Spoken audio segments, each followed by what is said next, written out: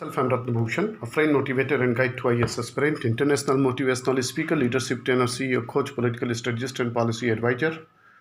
Welcome to ASG. ASG believe in quality, commitment, and success. A comprehensive current for dedicated student. Listening is very powerful. Listening, learning, leading. Listening, learning, leading. Source: The Hindu newspaper, Indian Express, Navbharat Times. Before starting the program, I would like to request you kindly share करें, subscribe करें और like करें। बस अपना 1 minute मुझे दें। आपसे मुझे बहुत इनकरेजमेंट मिलता है। आपके छोटे से प्रयास से लाखों करोड़ों लोगों को फ़ायदा पहुंचेगा। न्यूज़ जानना, न्यूज़ सुनना हर व्यक्ति की आवश्यकता है। जो फैक्ट्स इंपॉर्टेंट होगा मेरे दोस्तों, जो फैक्ट्स इंपॉर्टेंट होगा उसे मैं 3 से 5 बार 3 to 5 टाइम्स रिपीट करूँगा, जिसे आप नोट कर सकते हैं। And that will be very very important for your all exams, for your all facts.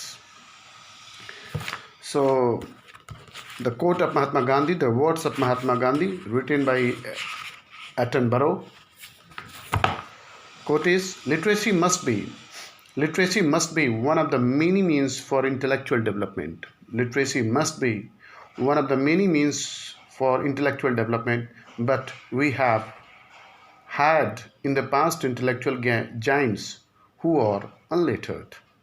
Literacy must be one of the many means for intellectual development, but we have had in the past intellectual giants who were unlettered.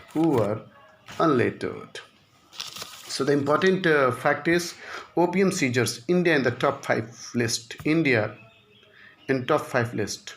The 4th highest seizure of the opium in 2018 was reported from India after Iran, Afghanistan and Pakistan. The 4th highest seizure, ये बहुत important है, इसे आप note कर लीजिएगा.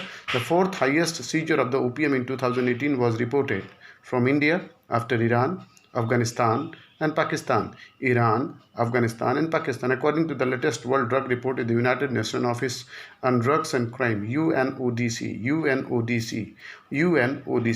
the maximum of 644 tons of the opium was seized in Iran, followed by 27 tons in Afghanistan, 19 tons in Pakistan. In India, the figure stood at 4 tons in 2018 in terms of the heroin seizure.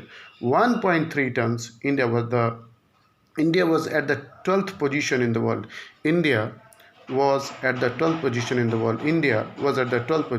the world. Again, Iran reported the highest seizure of heroin, 25 tons, followed by Turkey, United States, China, Pakistan, Afghanistan. Heroin is manufactured from the morphine. Very important point, इसे note कर लीजिएगा आप लोग.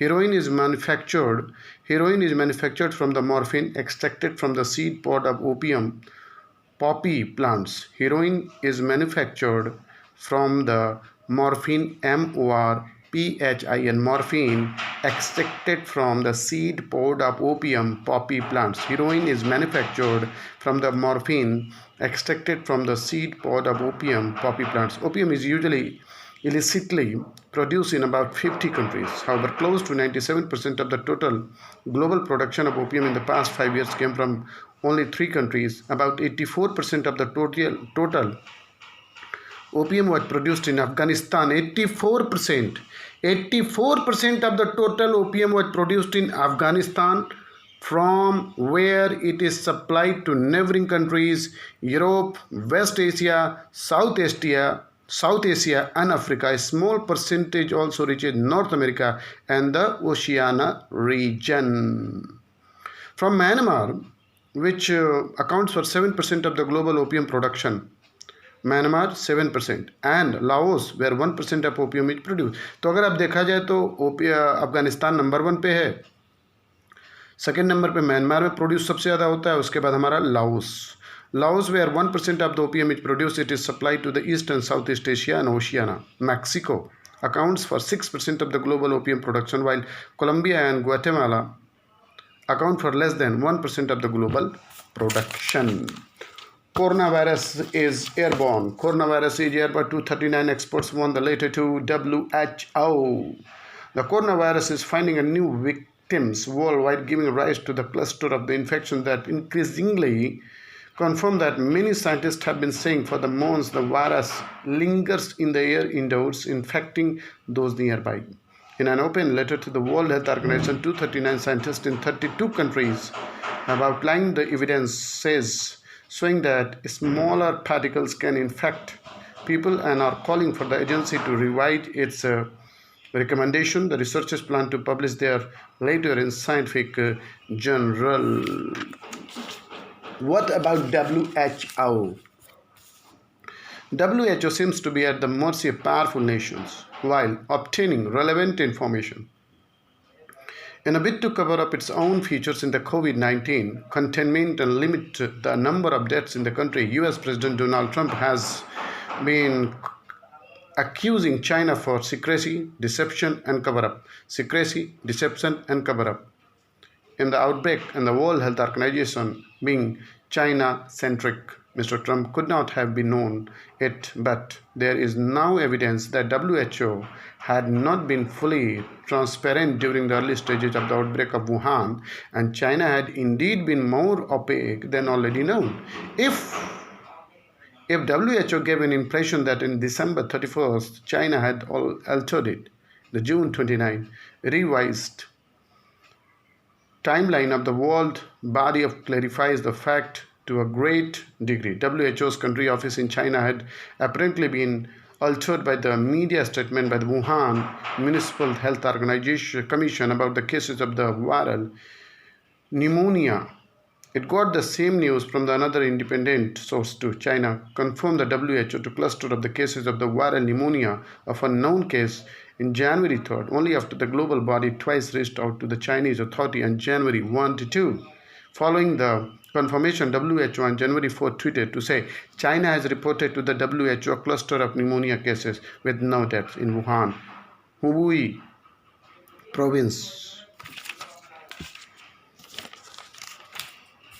Rolling back to the induced livelihood shock. For most regions across the country, the long lockdown has just got over. As the unlocking begins, it is beginning increasingly apparent how the Indian state had chosen its sides and revealed its elitist bias during one of the most stringently enforced lockdowns worldwide. Several news reports and surveys on the plight of the India's less privileged workforce during the lockdown have highlighted the massive scale of the following incomes and loss of the means of livelihood. Many have been pushed into the various depths of the poverty depending on how vulnerable their occupations were. Quantifying the likely scale of the poverty impacts of the lockdown, we use most recent workforce survey data on India to estimate what the lockdown induced livelihood shock might have been meant economically for different categories of the worker. We suggest some potential policy measures to prevent the shocks from the further snowballing into chronic poverty. Chronic poverty, chronic poverty, chronic poverty, chronic poverty. This is the editorial of the Hindu newspaper, India's Foreign Relations in the Course of the History. This article was written by C.R. Ghare Khan. The Prime Minister Narendra Modi public and undisguised reference to China's expansionism in its address to India troops last week on July 3rd in Ladakh was so obvious that the Chinese lost no time in rejecting the allegation as proof of China's non-expansionism. Their spokesperson denying the charge said that China had signed boundary agreement with all but two of the neighbors. In a tweet, the spokesperson said China has demarcated boundary with 12 of its 14 neighboring countries through peaceful negotiation, turning land borders into a bonds of the friendly cooperation. Mr. Modi deliberate had no doubt well thought out speech that raised questions in one of the mind. Did he realized China's expansionism only after what has happened in the eastern Ladakh in the recent weeks, or has he had such a thoughts about China all along and they decided to give expression to them only now?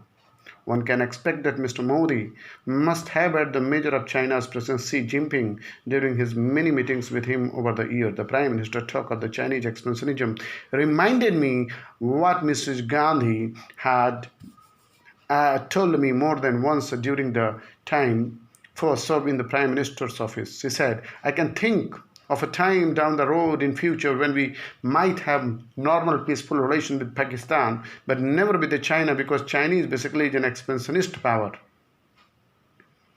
Because Chinese basically is an expansionist, she distrusted China as she did other countries, including the Soviet Union. She surely did not trust Pakistan. Perhaps her basic approach in foreign policy was that international relations, there is no such thing as trust. US President Ronald Reagan talked of trust but verify, trust but verify, trust but verify, trust but verify, trust but verify. Mrs. Gandhi approach seemed to be verify and still not,